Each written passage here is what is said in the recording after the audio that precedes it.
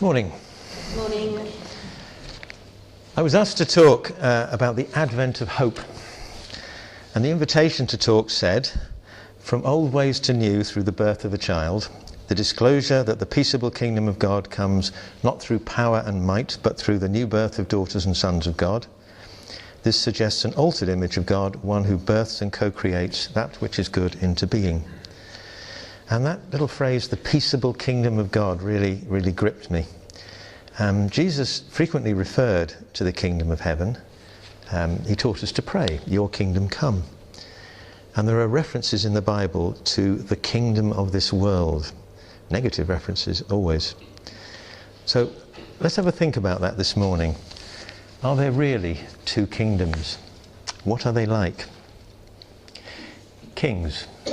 Jesus was born in Judea, in Bethlehem, in what is now Palestine, very probably in the last few years of the reign of King Herod, who probably died 4 BCE.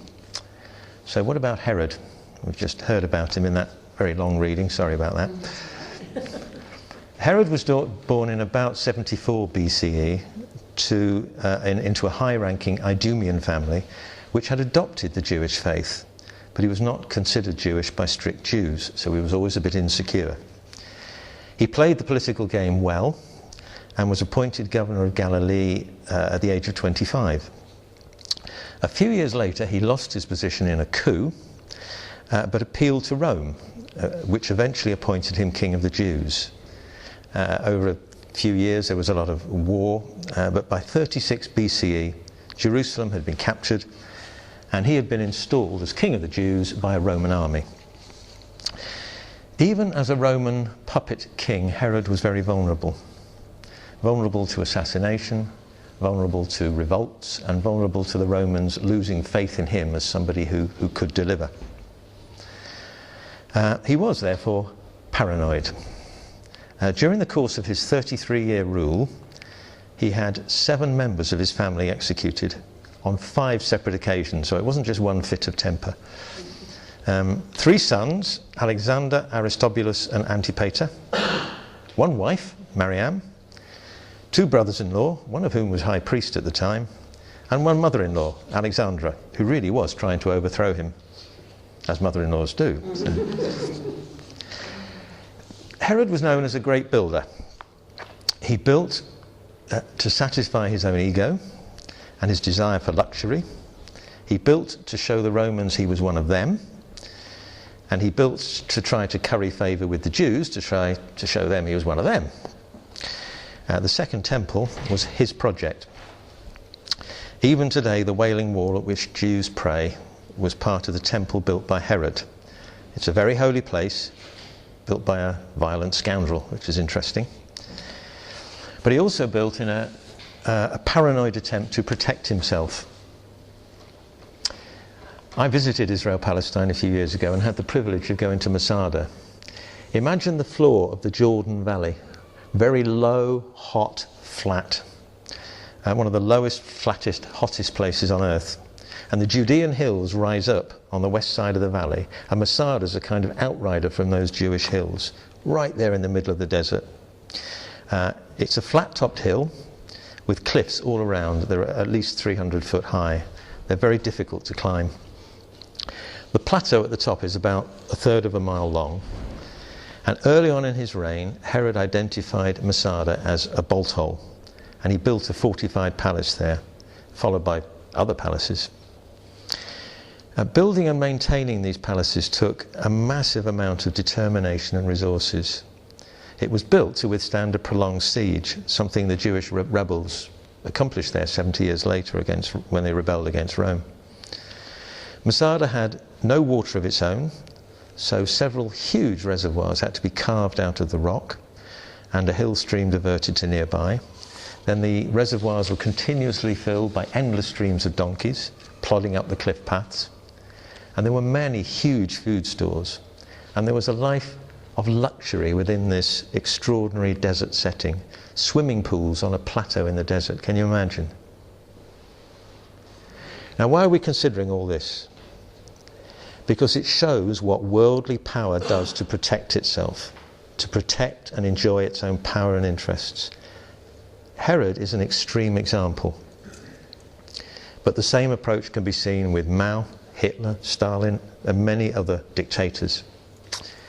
They use force. They crush opposition. They look only to their own position and their own interests. This is the way of the world. Now, some Bible scholars doubt whether the slaughter of the innocents, the infants of Bethlehem, which we've heard about this morning, actually happened. Whether it did or not, it would have been entirely in character for Herod to do it. Anyone who threatened his throne was killed. It was that simple. Someone who killed 3 of his own sons wouldn't think twice about killing a few dozen peasant children.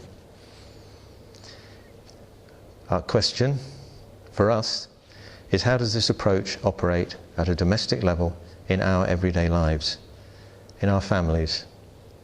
Do you see people full of ego, crushing opposition, looking after their own position, pursuing their own interests single-mindedly? How about you? How about me? How about us? What is the alternative? Jesus says it's the kingdom of heaven, represented at Christmas by a tiny baby, incredibly fragile and vulnerable. When Nelson Mandela was in prison for 27 years, his situation must have seemed very weak and the apartheid system very strong. He was as weak as the baby in the manger. But where is apartheid now? How is it remembered?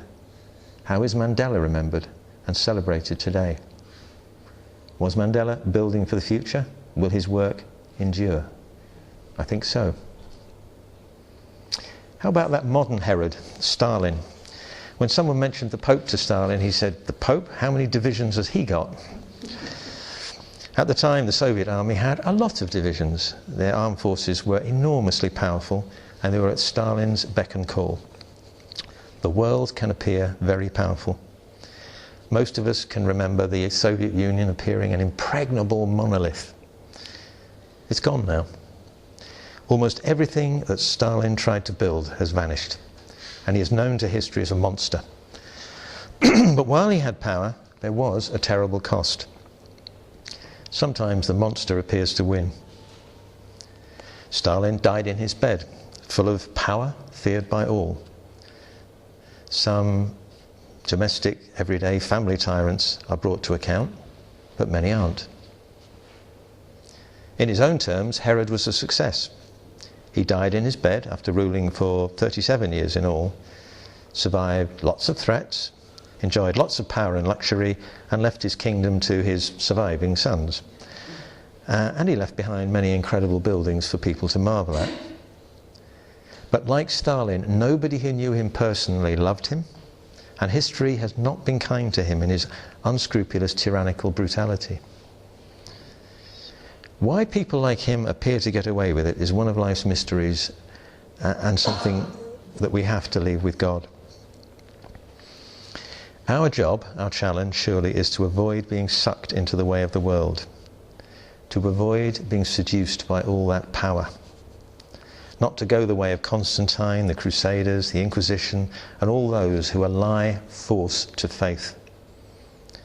As John said last week, I think it was last week, swords into plowshares. Our job, our call, is to live the kingdom of God, to embody it, to find our hope in the kingdom of heaven. Now, to do that, it's important to be able to see it, to feel it, and we're going to carry out an exercise now to help us to do that. When you sat on that side of the room with Rose, you didn't know that this morning you were going to be asked for 5 minutes to think like Herod. People over this side of the room, you're going to be with me, and you're going to be the goodies. You're going to think like Nelson Mandela for 5 minutes. So can we turn ourselves into two big circles? 2 big circles, please. And you're going to answer some questions.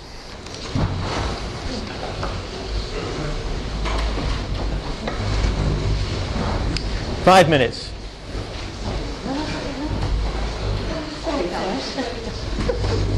Sorry, are you going to bring your chair? Yeah. Oh, I'll find a chair. Oops.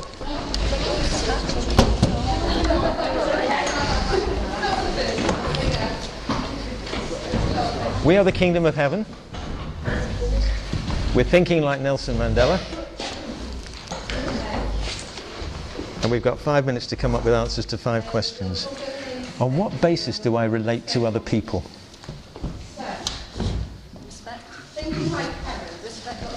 On what basis do I relate to other people?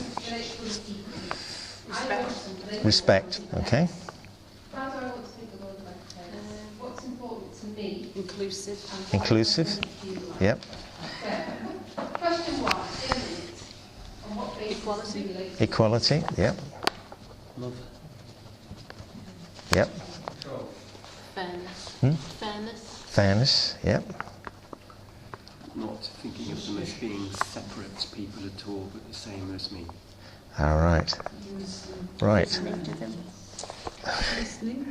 Listening, right, okay.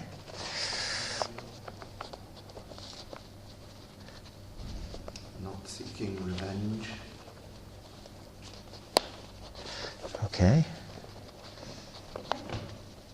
I want something. With understanding. God, we're getting writer's camp here. Trying to. Right. Okay. Better move on to the next question. I want something. What happens next? Talk to others. Okay. How do you get it? To work, Ask. To ask. Ask, yes. supposed to try and include and to work collectively. So Work collectively. So it's not just him, Yep. it's a community. A sort of self-awareness about what you want, why you want it. Okay. To ask who is it for?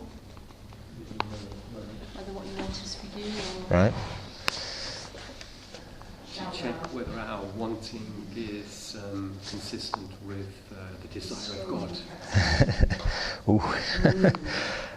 Self-awareness about what you want and why you want it. I suppose patience, that he waited and journeyed and never, you know, I mean, maybe initially he wants to force, because that's why he was tested probably, and what he learned to actually have dialogue, to be patient in that. Okay. Next question, because we're cracking on it. How do I want to make the world a better place? How do I want to make the world a better place? By being a better person myself. Mm-hmm. People see things. Encourage.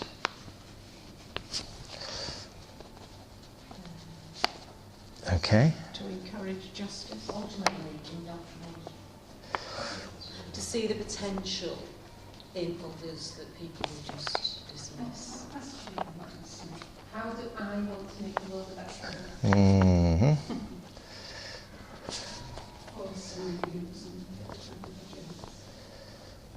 To do it peacefully. By peaceful means. Okay. Hoping and trusting against the odds. Sorry, Jen? Hoping and trusting against the odds. By praying for it, it's opening my heart and mind and being to the possibility. It's about doing it with others, not doing it on a collective, kind of, I don't know, collective or, I'm thinking even inside a prison. I think being willing to change, because I think so often with Mandela we forget that the early years that were fairly lively. But he, you know, I'm trying to think. He was a terrorist. That's what society called him, because he's Yeah. response freedom Right. better. Okay. Yeah, so to be willing to change. Being willing to change, got that. What is important to me? Fourth question. What is important to me? To me. Yes, thinking of Oh, we're Nelson Nelson Mandela. Mandela, aren't we? Yes, we are Nelson Mandela. What is important to me? Other people. Other people, yeah. The common good, Yes, yeah. regardless of who we are. It's not just about those who are on my side. It's the common good, isn't it? Okay. What the fifth question? Music and dance. Music and dance. Yes. We do a lot of that. Actually, yes. Herod might like that as well. What is my sense of humour like? Huge. Was he tall? Yes. What is my sense of humour like? Inclusive? Yeah. Inclusive, right? From what I've heard, self-deprecating. Yeah.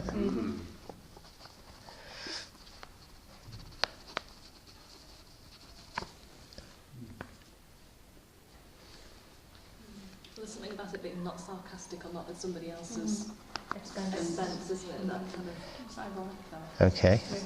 I think it was real, wasn't it?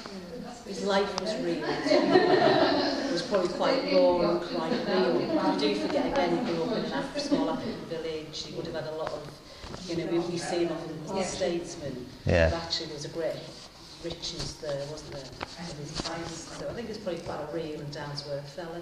Real, rich and down to He earth. lived in a shed or something until the last few months because he couldn't bear living in a big house. He wanted his own little space because he grew up in It was a shed in a compound. It wasn't like he didn't want the big house because he lived in captivity, but it was very real. We haven't been able to answer. The thing I'd like to include that we haven't been able to answer is his love of children. Absolutely. Love of children. He loved children. Well. Okay. What is important to me? Right, can we turn round again? How are we doing, Rose?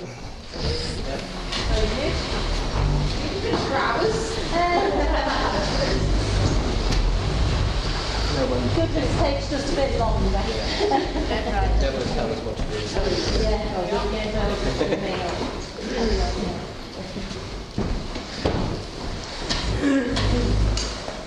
Right, do you want to stand up, Rose, and we'll be the kingdom of heaven and the other. Now, I'll read out the question, then I'll read out our answers, and then you read out yours. On what basis do I relate to other people? Respect, love, listening, fairness, inclusive, understanding, not seeking revenge, equality, not thinking of others as separate, they're the same as me. We're all about control, we're a bit suspicious, we use people for our own ends, and we're really insecure. Right. I want something. What happens next? Talk to others. Ask. Patience. Work collectively. Consistent with the will of God. Self-awareness about what I want and why I want it. Who's it for? When I want something, I get it. And then I want something else. I give an order, bully people and use them. I spend lots of money, shout really loud, and destroy anything that gets in my way. How do I want to make the world a better place? Being a better person myself, praying and looking to understand the mind of God, encourage justice, see potential in others that others will dismiss, hoping and trusting for the world to be better, being willing to change, doing it peacefully. We don't really want to make the world a better place, but it's better for us is maintaining order, eliminating opposition, encouraging people to see things the right way through indoctrination and education, forcing our views onto others, and creating magnificent spectacles. What is important to me? Other people, the common good, music and dance, loving children. What's important to me is me. That's just it. We want to leave a legacy, and we're all about status and stuff, what people's social standings is. Right. What is my sense of humour like? It's huge, it's inclusive, it's self-deprecating, it's not sarcastic, it's not at someone else's expense, it's real, it's rich, and it's down to earth. We weren't sure that Herod had one, but if he did, it'd probably be cynical and sadistic. All right, thank you. Thank you, Rose. I hope this exercise has strengthened our feel for the kingdom of heaven and our sense of how life-enhancing it is. That is where our hope lies, thinking of the advent of hope. And that is what the baby in the manger represents. If I could urge you to, again, to look at Richard's contributions around here. The one for today is 12 Symptoms of a Spiritual Awakening, which I think very much ties in with what we've been talking about. I'll leave that here on the table for people to look at. It is well worth a look.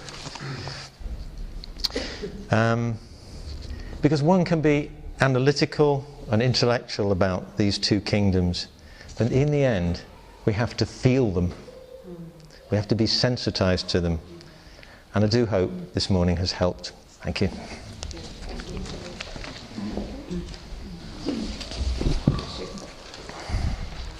Thank you, David.